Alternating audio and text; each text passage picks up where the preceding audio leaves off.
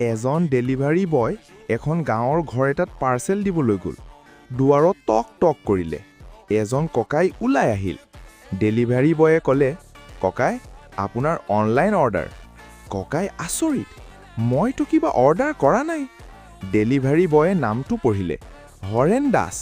ককাই ক'লে, হয় মই হৰেণ, কিন্তু মই অনলাইন নাজানো। ঠিক সেই সময়তে ভিতৰৰ পৰা ককাইৰ ল'ৰা দৌৰি আহিল।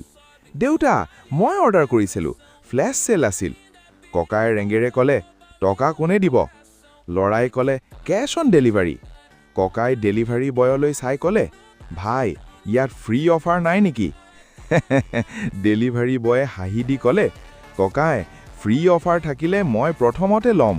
শেষত ককায়ে টকা দিলে আৰু ল'ৰাক ক'লে, পিছত যদি কিবা অৰ্ডাৰ কৰিবা, আগতে মোকো শিকাই দিয়া। অনলাইন শ্বপিং সহজ, কিন্তু ককাইৰ আগত এক্সপ্লেনেশ্যন কঠিন।